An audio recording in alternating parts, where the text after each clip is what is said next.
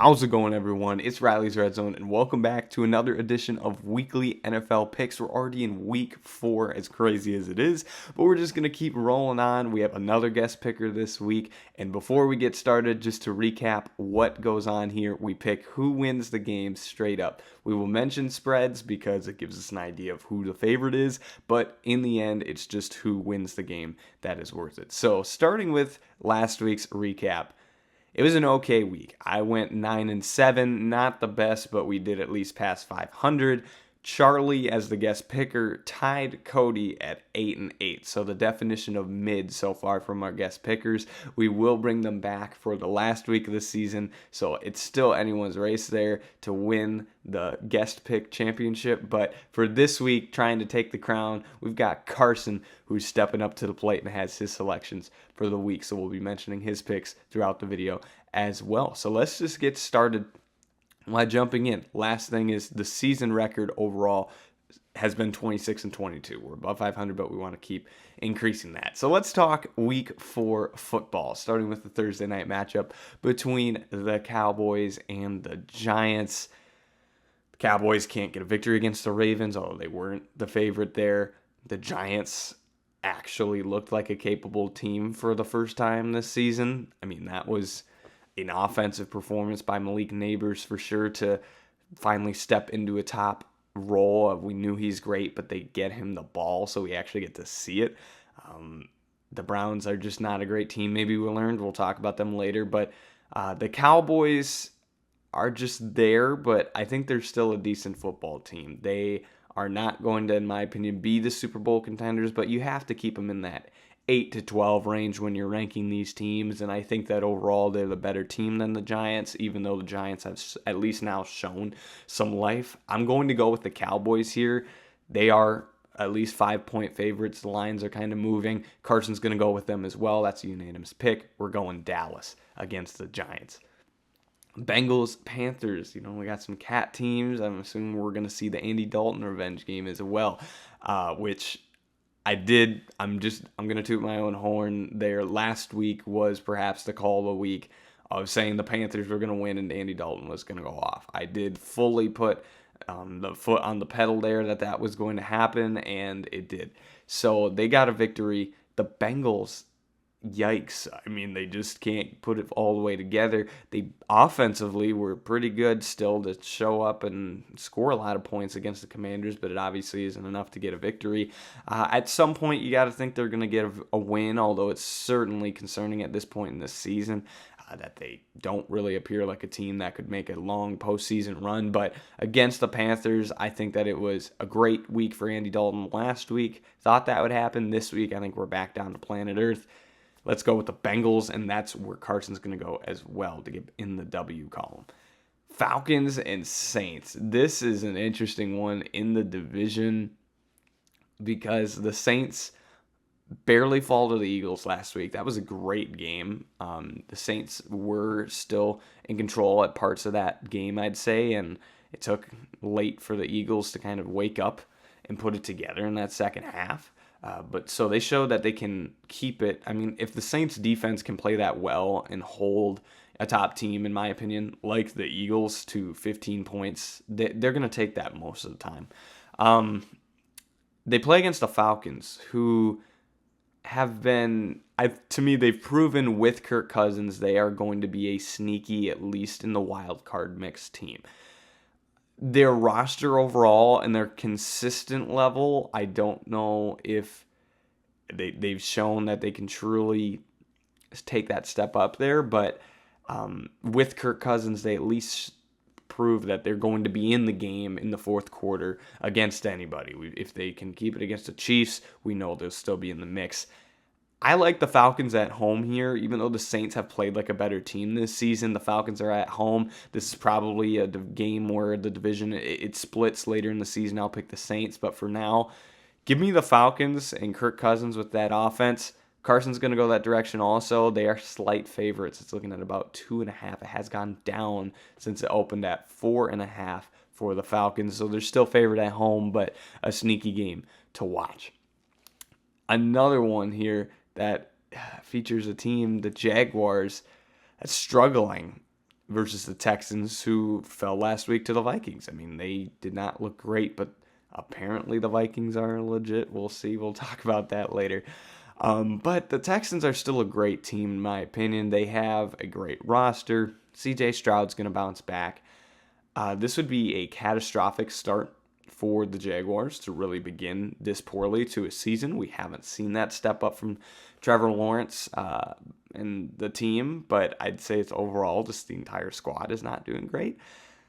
You definitely get concerned when you get those results with a Doug Peterson-led team, who he should be the definition of this team should get 10 wins, but they're not doing so. And so they'd start so poorly. You certainly got to keep an eye out on that seat. It's getting warm.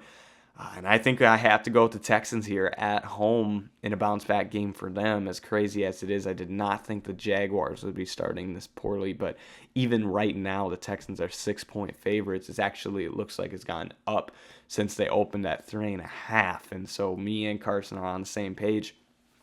We're going to go with the Texans there. The Jets are an interesting squad that...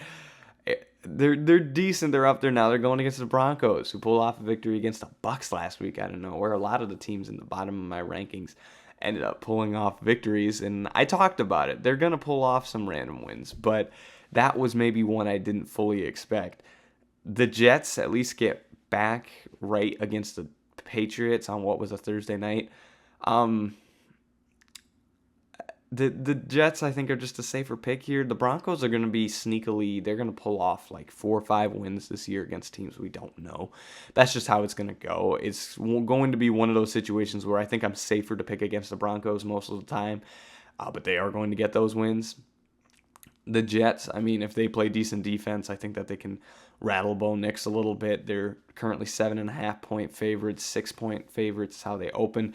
I'll take the Jets. So does Carson. But watch out, we won't be taking all favorites here. It's just the early slate of games. We are confident in those results. And another one that is perhaps a controversial unanimous result is the Vikings and the Packers.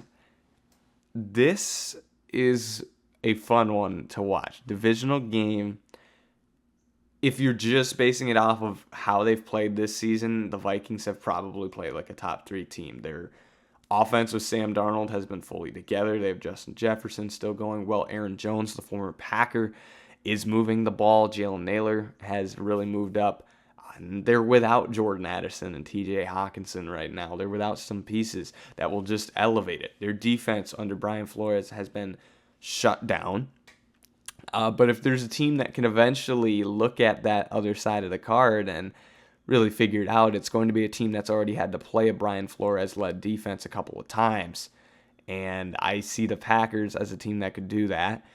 The question is whether it's going to be Jordan Love or Malik Willis. I'm going to just right now check if there's any last-minute result, because I think that makes a slight difference, but either way, it's still at the moment. So based on this, we're still going to have to go with what we know now. I'm recording this on Thursday morning, so we're going to need to roll the dice here. I think regardless of who the quarterback is, I will take the Green Bay Packers at home. The Vikings have looked like the better team. It's within a 3-point spread. It opened at 4.5. It's at about 2.5 to 3 right now in the direction of Green Bay. But I think that this is one where, again, as mentioned with the Falcons and Saints, this is a series that I think gets split during the regular season. And that is just what can happen a lot of times between these divisional games, and whether it's Jordan Love or Malik Willis. I think their chances are better with Jordan Love, but either way, I'll take the Packers at home to get it done. So does Carson. I mean, it's just, as someone who's known the Vikings for a long time and grew up with them, you have to think at some point it's just not going to go the whole distance. I think, have proven that come playoff time, they're a legit team. But for this week, I'll take the Packers in that one. Let's talk about Steelers-Colts in what is, from what I've seen so far, I believe the tightest line It started with the Colts being favored by a half point, and so we're going to go with that. It's slowly moving, though, that now it's kind of split, but a lot of outlets have Steelers as the favorite, but we're going to, for the sake of it, list Steelers as the underdog, although this is a pretty much pick 'em game. The Colts get a win last week against the Bears, and I think what we just learned is the Bears are not great at football this season yet. Emphasis on the yet. Anthony Richardson is not looking very sharp. I need to be honest there. I was kind of not all in this season, but I'm not going to give up hope for this year's sake, but I certainly avoided him in fantasy situations, and he still is going to be good because he runs the ball, but I just haven't seen that sophomore year leap. I think we could still see it by the end of the year, but we just haven't.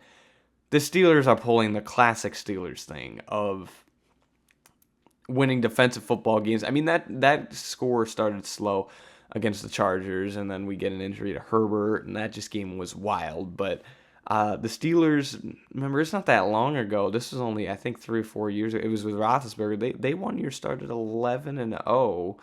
I think it was the Commanders that took them down on a Monday night, and all of a sudden it just went off the rails. The Steelers are just playing teams that they can win against, and I think that with Fields, he's got to be their guy right now. They're winning football. They're playing good offensively. I don't think that they're a Super Bowl, even though they're undefeated right now. I'm not going to overreact with that, but they've certainly looked good. And although the Colts, this would be one where if the Colts had lost last week, I'd probably take them in a bounce back. I'm a huge believer in that. But since they pulled out a squeaky win, this is a dicey matchup. This is probably the one I'm the least confident in this week, but I'm going to play it safe and go with the Steelers. That's where Carson goes as well. We're going to consider it an underdog pick, although you maybe don't count that. That is up to you because they started as the underdog. But we're going to take the Steelers in that one. And speaking of the Bears, let's flip to the Bears of Chicago against the Rams. These are tricky teams right here because the Rams are in any game ever because they have Sean McVay and Matthew Stafford. You can't rule them out. They beat the Niners last week 27-24 in a high offense. I mean, with no Cooper Kupp and Puka Nacua, he's still they can win games. Kyron Williams can run the ball up the middle. I mean they can do it. The Bears,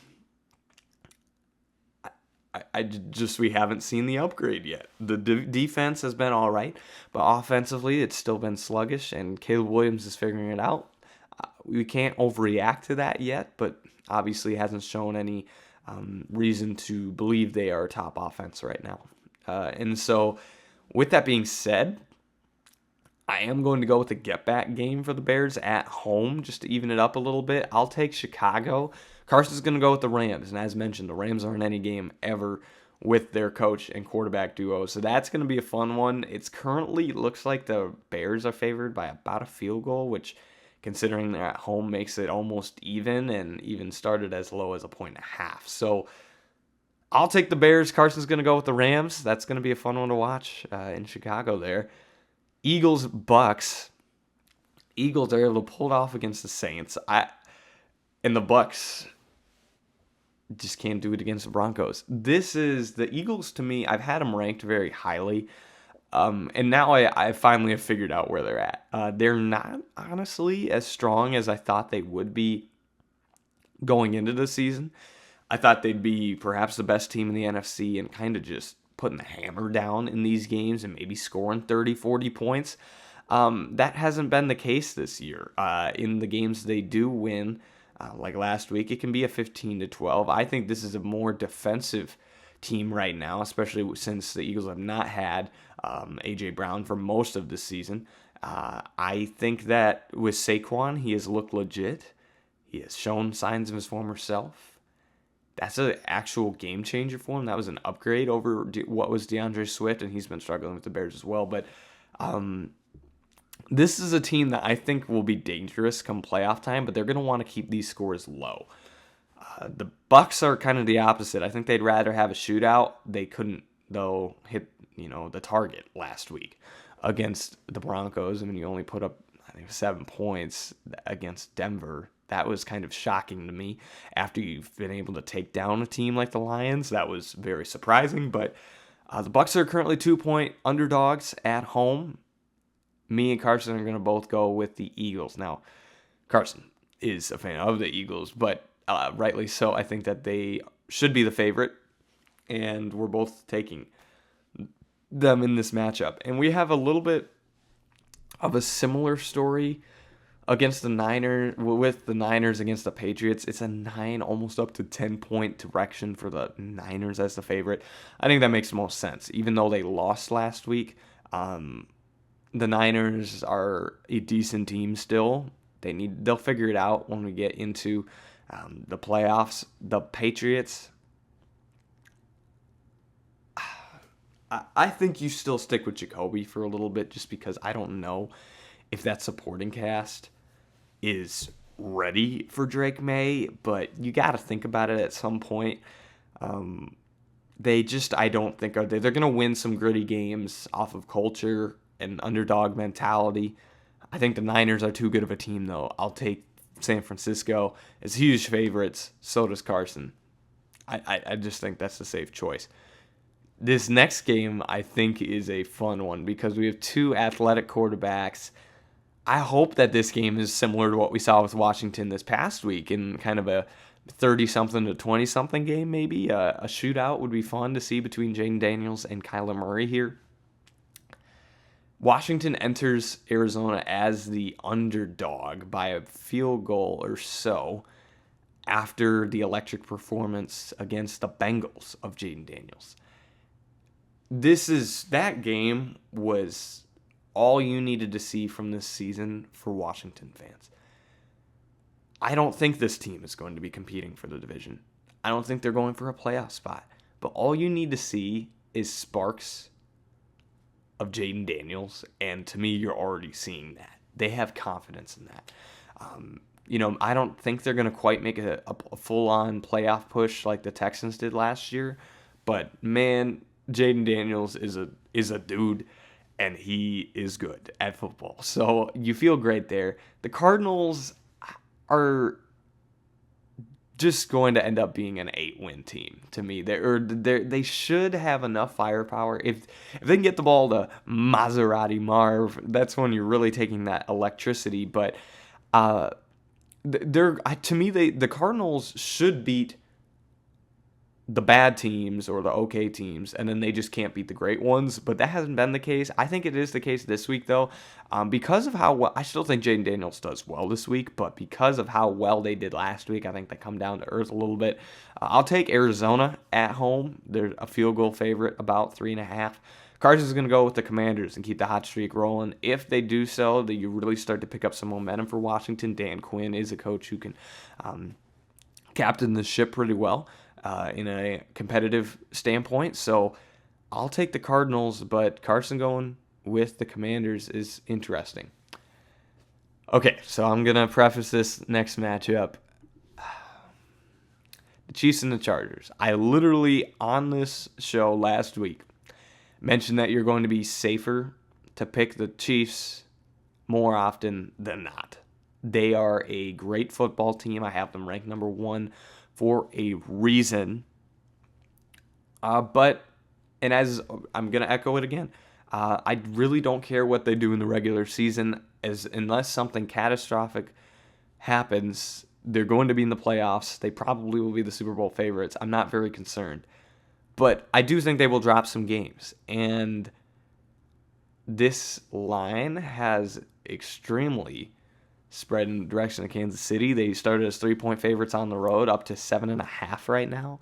But the Chargers, after losing last week, I think have some revenge factor here. The Kansas City, after I was doing some research, has won 8 of the last 10 in this matchup. But they've been close. There's been a lot of games within 2 or 3 points within the last 4 years. But I really think that this is a game in the division that could come down to the wire. I am going to take one more look here of the Injury update for Justin Herbert. He's making progress. It's unsure. Either way, though, I'll take, if they throw Heineke back there, I'll take Taylor Heineke. I think the Chargers at home as underdogs. They're 7.5-point dogs. I almost had it with the Bengals a few weeks ago.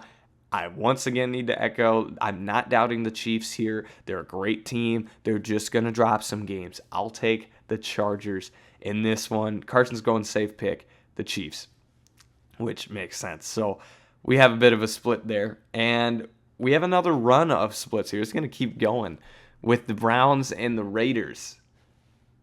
Oh, interesting. This line has switched. I may note that here. The Browns the Browns have not looked great. The Raiders losing to the Panthers is tough, but they beat the Ravens too. What's going on there? Antonio Pierce was the right guy. I just don't know if they have the right roster at the moment. The Browns, to me, do what they did against the Jaguars a few weeks ago. Let's put it together a little bit. Let's maybe see what they can do offensively. They had so many chances at the end of last week's game against the Giants. I mean, I had Redzone, and they had, I swear, a fourth down to continue the game at least 2, maybe 3 times that they just couldn't get it done. I think that mathematically, as we would say in baseball, you're due. I will take the Browns. They're now 2-point underdogs. They opened the week as a 1.5 favorites. The Raiders are now the favorites at home. That's where Carson's going with. But I guess now we're going to flip maybe that the Browns are the underdogs in this matchup. Either way, Carson has the Raiders. I have the Browns to get back in that matchup. That should be a close one. Perhaps the most entertaining one here. Bills and Ravens. I think you can make the case this is the game of the week. 2 teams that are legit. The Bills have not been beaten yet. Josh Allen looks top tier. They have the supporting cast in place that even without Diggs, they have everything they need to succeed. And their defense has also taken a step up. The Ravens, I entered the year as I think they have legit Super Bowl aspirations this year. Yeah, they fumbled the game against the Raiders. They just dropped one, but they beat the Cowboys. I think they're right in the mix. This should be a tight one. 2.5-point to 3-point favorites are the Ravens. Give me the Ravens flock at home to get the victory over Buffalo, even though the Bills are great. They're top 5. Carson's going with the Bills as the road dogs. I mean, this should be a fun one on a Sunday night. That is the game of the week, I'd have to say. So make sure you tune into that one if you didn't know what you're doing on your Sunday night. Titans, Dolphins. This line has quickly adapted as looking at it. It opened as 6.5-point favorites for the Dolphins, regardless of... I'd assume this has to do more so with the health of the Dolphins quarterback situation than it does anything good happening to Titans. But Dolphins started as 6.5-point favorites. Skylar Thompson, it sounds like, is kind of questionable. So now they're just 1-point favorites. But either though, I'm assuming they'll go with Tyler Huntley perhaps in that situation. It said they're still looking at options. They looked very inept last week against the Seahawks offensively. And I thought that could be the case. They're playing the Titans, who have yet to get a win this year. They've maybe played like the worst team in football. Will Levis just haven't put it together. But hey, last year against this team, the Titans pulled off a crazy comeback. That was, I think, the Monday night doubleheader. So anything is possible. And so I'm going to go with the Titans to get their first win of the season. If they don't win this game, I don't know when is going to be their best opportunity. Carson's on the same page. We're both taking the dogs on the road. The Tennessee, let's get their first win of the season. Let's just see what happens there. And let's close out the weekly picks segment of this video with the Seahawks and the Lions. Seahawks are undefeated. They are closing in on a line that now it's 3.5 points in the direction of Detroit, opened as 6. The Lions are just a good football team. To me, they have one of the best rosters in the league overall. The Seahawks also. And I even week 1 was saying this team is a good roster. It's just can Geno elevate that offense? And they've done enough so far to get victories. And that's all you need to do. But to me, the Lions are a different type of matchup here. So based on that, I think we're seeing almost all the undefeateds go down this week. I think the Steelers might be the only one I have winning to stick with. So there's that. But I'll take the Lions. So does Carson to close it out here. That's going to do it for the pick segment. We're going to quick do the Fantasy League recap. And last week was an interesting one. So Cody was the best manager, scoring 91 of his potential possible points. And now that was only 104. Nick only scored 111 of what was a possible 164, but I believe he maybe was still in the mix. I don't think he pulled out the win, unfortunately for him, by the end of the week. I had the biggest blowout. I won 165 to 93. And Andrew had the narrowest victory by about 9 points against Danny, 127 to 118.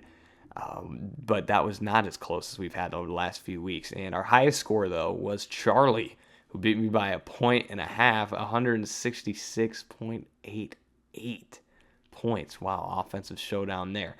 Looking ahead to this week, we have me versus Matthew, 3-0 versus 1-2. We have Braden versus Cody, 1-2 versus 1-2. I know we'll have some smack talk going down here for that matchup. We have Zach versus Carson, 2-1 versus 1-2. Nick versus Charlie, 1-2 versus 2-1. Andrew versus Alex, 1-2 versus 1-2. The tightest projection, 49 to 51% victory chances.